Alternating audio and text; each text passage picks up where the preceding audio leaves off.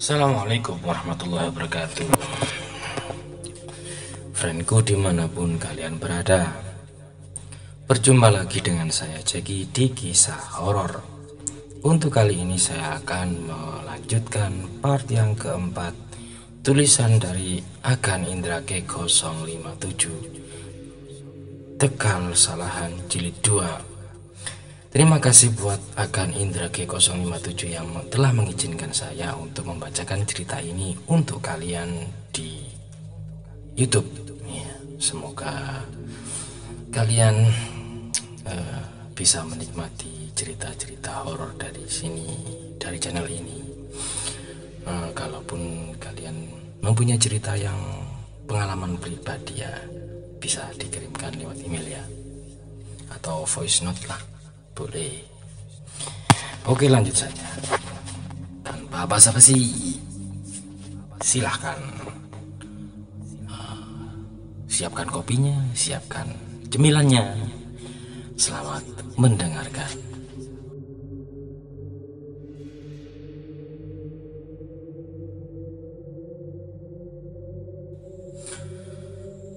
Malam ini Kang Sukri dan Lek Mukri mendapat jatah giliran lep atau mengairi sawah.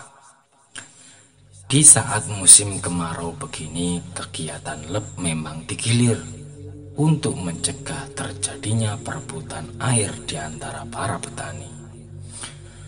Air memang sangat berharga bagi para petani, terutama di saat musim kemarau begini. Banyak dari mereka yang memilih untuk tidak menggarap sawahnya dan membiarkannya terbengkalai karena tidak ada airnya, terutama yang letak sawahnya jauh dari kalen atau saluran irigasi. Yang sawahnya dekat dengan kalen sedikit masih beruntung, meski harus bersusah payah mereka masih bisa menggarap sawahnya meski dengan air yang terbatas. Dan karena keterbatasan air itulah terkadang sering terjadi percekcokan di antara para petani. Dari yang perang mulut sampai ada yang saling baku hantam hanya gara-gara rebutan air. Oleh karena itulah kegiatan lep ini dijatah dan digilir. Jam 11 malam Kang Sukri dan Lek Mukri telah sampai di dam atau bendungan Kali Bagor. Dari dam inilah air dari sungai dialirkan ke kalen untuk selanjutnya dialirkan ke sawah-sawah mereka. Wah, pantesan air di kalen ngalirnya kecil banget, orang mampet begini, gerutu Lek Mukri sambil menyerutkan senternya ke arah pintu air yang mengalirkan air dari kali ke kalen. Sampah dedaunan dan rumput-rumput kering nampak tersangkut dan menyumbat mulut pintu air itu. Ini harus dibersihkan, Lek. Kang Sukri ikut melongok ke bawah.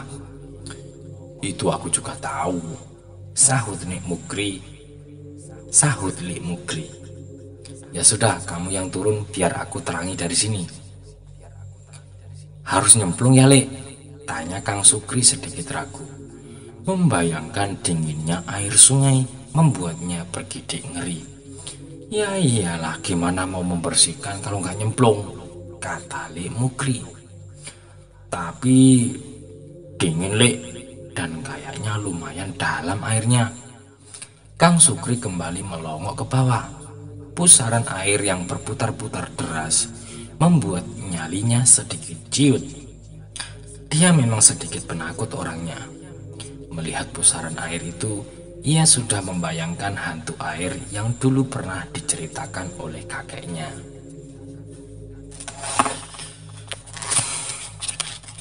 Merokok dulu ya, kawan, biar nggak ngantuk.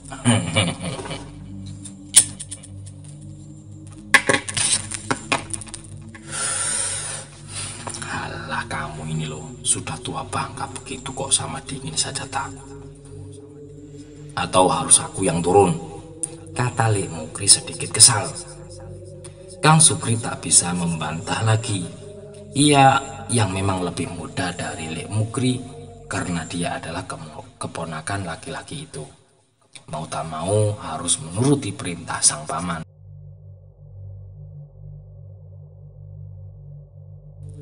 "Buka saja pakaianmu biar nggak basah," kata Lek Mukri lagi. Laki-laki Kang Sukri hanya bisa menurut. Ia celingak-celingu sebentar sebelum membuka seluruh pakaiannya. Biar bagaimanapun tempat ini sangat terbuka. Bisa berapi kalau ada yang melihat ia telanjang bulat di tengah malam buta begini. "Sudah, nggak bakalan ada yang ngintip." Hardik Lek Mukri melihat keponakannya itu nampak ragu. "Paling juga demit yang mau ngintip malam-malam begini." "Sial," umpat Kang Sukri dalam hati. Sudah tahu dia penakut malah ngomongin soal demit. Kang Sukri segera melepas semua pakaiannya, dan tanpa mengenakan sehelai kain pun, laki-laki itu segera terjun ke dalam kedung. Benar saja, air dalam kedung itu lumayan dalam. Kini hanya kepala Kang Sukri yang terlihat menyembul di atas permukaan air. Segera Kang Sukri berenang mendekat ke pintu air, lalu dengan cekatan ia menyingkirkan dedaunan dan rerumputan yang menyumbat mulut pintu air itu. Dari atas Lek Mukri meneranginya dengan senter. "Hati-hati Kri, jangan sampai salah memegang." "Asu," umpatan Kang Sukri memotong ucapan Lek Mukri. "Cuki malah misui wong tuwek," bentak Lek Mukri sambil melemparkan bongkahan tanah kering ke arah Kang Sukri. Untung lemparannya tak tepat sasaran. "Ora lho, iki lho ora sengaja temok taek," teriak Kang Sukri dari bawah membela diri. "Oh, tak kira misui aku," kata Lek Mukri sambil tertawa geli, membayangkan Kang Sukri yang tanpa sengaja memegang benda menjijikkan itu. "Asu tenan, ngerti kancane apes malah diguyu." Kali ini umpatannya benar-benar ditujukan kepada Lek Mukri, namun cuma ia ucapkan dalam hati. Apes tenan. Kang Sukri segera melanjutkan pekerjaannya. Hampir 15 menit ia berkutat dengan sampah-sampah itu, sampai mulut pintu air benar-benar bersih dan air mengalir dengan lancar ke arah kalen. "Sudah beres, Lek," kata Kang Sukri sambil kembali mengenakan pakaiannya. Badannya sedikit menggigil kedinginan. "Coba tadi kita bawa kopi, Lek, kan lumayan buat mengusir dingin begini." "Kau pikir kita piknik pakai bawa kopi segala? Udah, ayo lanjut, keburu pagi nih," gerutu Lek Mukri sambil kembali menyusuri galengan atau pematang kalen. Sambil berjalan mereka membersihkan sampah-sampah yang menghambat aliran air, juga menutup lubang-lubang yang mengalirkan air ke sawah orang. Pokoknya malam itu aliran air hanya khusus untuk dialirkan ke sawah mereka.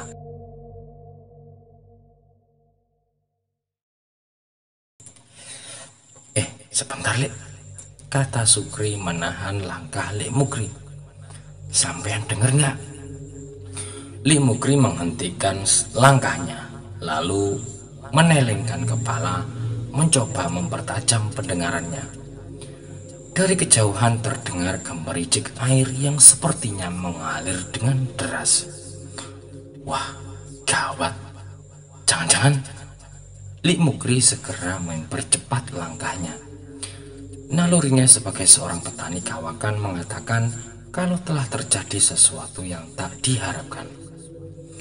Dan benar saja, setelah melangkah beberapa meter, mereka mendapati galengan kalen telah jebol. Galengan dari tanah yang telah lama mengering karena kemarau panjang itu memang mudah sekali ambrol saat tiba-tiba terkena air. Air yang sudah susah payah mereka alirkan dari kali ke kalen, kini kembali tumpah membanjir ke kali. "Wah, celaka Kri, tanggulnya jebol," gerutunya sambil menyerotkan lampu senternya ke arah tanggul yang jebol selebar lebih dari 1 meter itu. Padahal tadi pas kita berangkat belum jebol loh. Waduh gawat ini Lek, bisa gagal lep kita malam ini. Kang Sukri ikut mengamati tanggul yang jebol itu. Kita perbaiki saja dulu Kri, sementara pakai apa dulu gitu kek, kata Lek Mukri sambil melihat sekeliling, mencoba sesuatu untuk menambal tanggul yang jebol itu.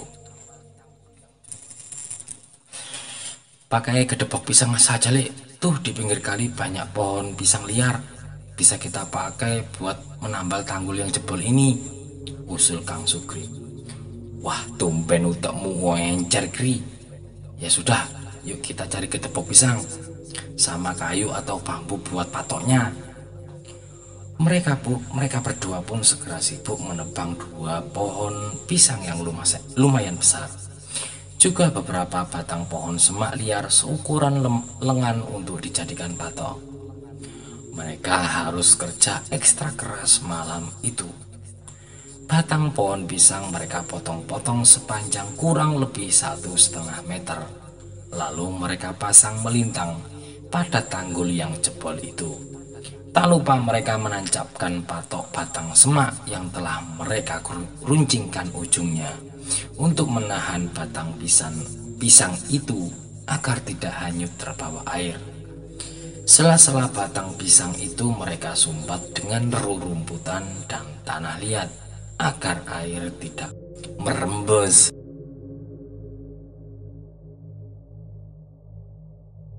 Tak sia-sia mereka bekerja keras. Tanggul darurat yang mereka buat hampir selesai. Tinggal sedikit lagi. Tapi sepertinya mereka masih butuh sebatang kedepok pisang lagi agar tanggul yang mereka buat benar-benar sempurna.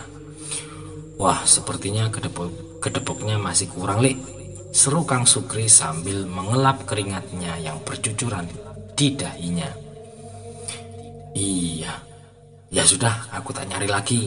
Sepertinya tadi aku masih melihat ada kedepok pisang yang tergeletak di pinggir kali. Kamu di sini saja, bereskan tuh sela-sela batang pisang yang belum rapat, biar airnya nggak merembes, perintah Lek Mukri. Segera laki-laki itu turun kembali ke pinggir kali. Benar saja, ada sebatang pohon pisang yang tergeletak di situ, sepertinya bekas ditebang orang.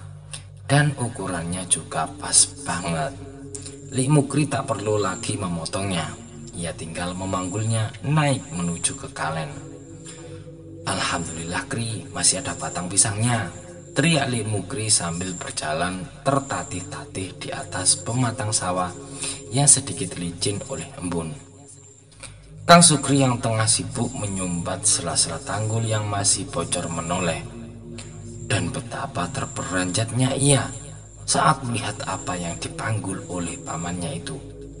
Bukan kedepok pisang seperti yang dibilang oleh Lek Mukri, tapi sesosok pocong dengan bagian kepala di depan dan kaki di belakang. Lek, ku sing mbok pikul. Wah! Sontak Kang Sukri lari tunggang langgang sambil berteriak, "Guaan tebok mulai, ayo mulai wae." Lek Mukri tentu saja kebingungan melihat tingkah keponakannya itu. Segera diperhatikannya kedepok pisang yang dipanggulnya.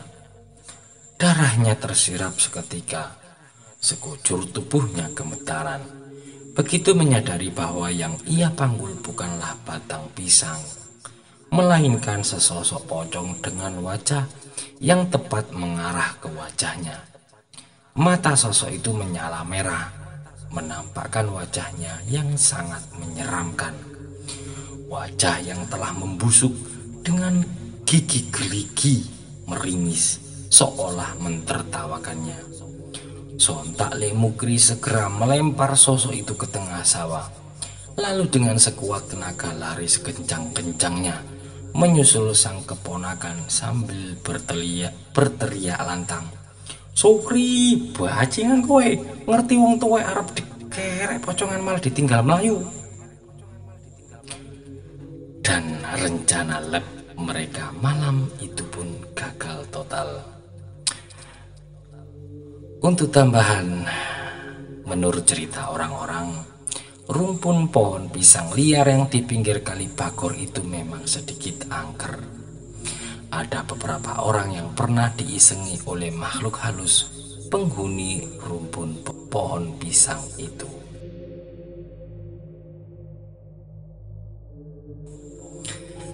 Demikian part yang keempat. Waduh.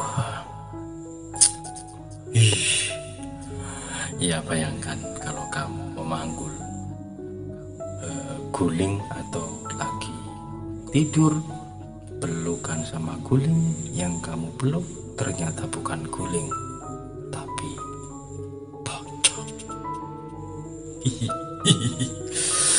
Terima kasih, semoga bisa menghibur malam kalian hari ini. Selamat tidur, selamat istirahat, semoga kalian tidak mimpi buruk. Assalamualaikum warahmatullahi wabarakatuh.